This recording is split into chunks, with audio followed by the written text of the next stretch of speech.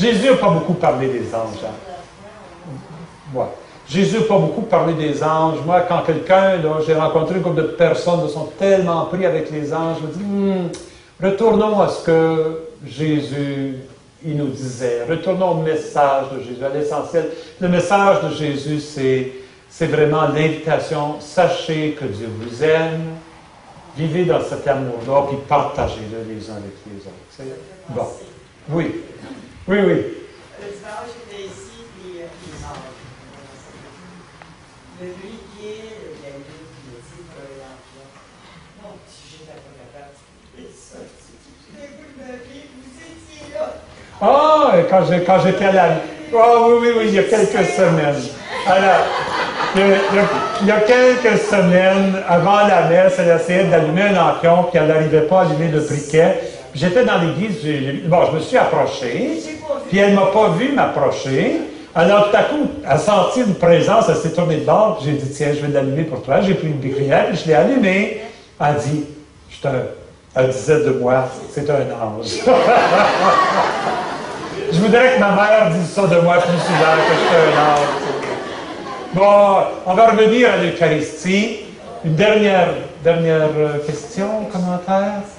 Est-ce que dans le temps à venir, il va y avoir des petits changements dans la célébration eucharistique? Bon, dans les temps à venir, dans les années qui viennent, il va de fait avoir des petits changements dans la célébration de l'Eucharistie pour deux raisons. Premièrement, le pape a choisi de préciser quelques petits règlements. Il nous a demandé aux évêques de mettre en place ces règlements-là en les adaptant au pays qui est le nôtre. Donc, les évêques du Canada, nous avons choisi nos adaptations, nous les avons envoyées à Rome, puis on attend que Rome accepte nos adaptations.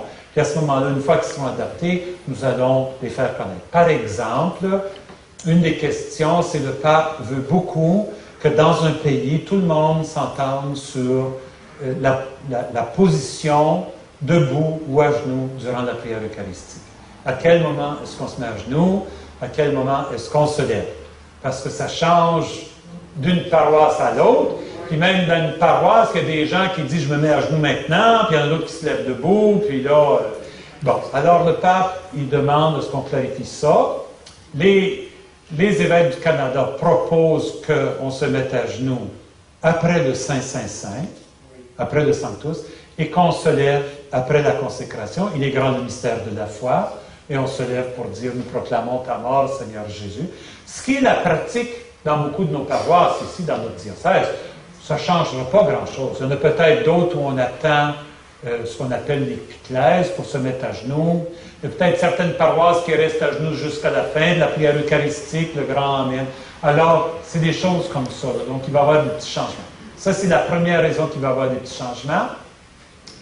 Puis le deuxième, ou parmi les autres changements comme ça, le pape demande que les ministres extraordinaires de la communion attendent que le prêtre et les diacres aient reçu la communion avant de monter dans le chœur pour recevoir la communion à leur tour puis la porter aux autres.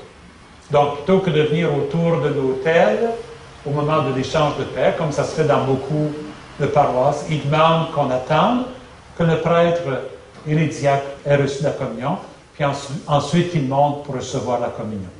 C'est des petits changements que le pape demande. Et une autre série de changements vont arriver en anglais plus vite qu'en français. C'est que le pape a demandé qu'on revoie nos traductions du missel. Parce que le missel, la version officielle, c'est en latin. Je ne sais pas si vous savez ça. La version officielle est en latin. Puis on a fait une première traduction en 1965-70. Et à ce moment-là, il y avait une théorie de traduction qui disait ce qui est important dans la traduction, c'est de traduire le sens. De traduire le sens. Donc, par exemple, la phrase qui dit « pour la gloire de Dieu, le salut du monde ». En latin, elle est beaucoup plus longue que ça. Elle dit « recevez le sacrifice qui vous est offert pour que pour la gloire de Dieu, le salut de toute la communauté, de sa grande Église. C'est une grande, grande réponse. Ceux qui ont traduit ont dit, mais le sens, c'est quoi? Le sens, c'est pour la gloire de Dieu, le salut du monde. Donc, ils ont traduit le sens. Le pape Jean-Paul II a demandé qu'on revoie les traductions pour être plus proche du texte latin. Pas juste traduire le sens, mais traduire les mots. Puis même, il a demandé, il a été très sévère, il dit non seulement les mots, mais si en latin c'est une phrase grande comme ça, en français aussi ça va être une phrase grande comme ça. Il ne faut pas que ça soit 3 phrases. Tu sais, il veut vraiment qu'on soit très, très, très proche du latin. Ça a demandé beaucoup, beaucoup de travail. En anglais, la traduction a été approuvée par Rome cet été pour les pays de langue anglaise. En français, on n'est pas rendu à ce point-là encore. Alors, il va y avoir de nouvelles traductions. Ça ne va pas faire beaucoup de changements du côté français, parce qu'en français, on est déjà assez proche du latin. Mais en anglais, ça va faire plus de changements. Je vous donne un exemple. Si vous allez à la messe en anglais, puis le prêtre dit « The Lord be with you », qu'est-ce qu'on répond? « And also with you ». Mais en français, qu'est-ce qu'on dit? « Le Seigneur soit avec vous ». Donc, et avec votre esprit, c'est très proche du latin, « et cum spiritu tuo ». Donc, en anglais, la nouvelle traduction va être « and with your spirit », comme en français. « The Lord be with you and with your spirit ». Bien, on n'est pas habitué à dire ça, d'abord, ça va... Donc, en anglais, il va y avoir plus de changements. Alors, ça me donne la chance de dire ça, mais quand on va avoir les réponses de Rome, quand ça va être officiel, on va commencer à laisser savoir aux gens c'est quoi les changements, ça va être des petits changements, puis on va faire ça graduellement, puis on va les introduire.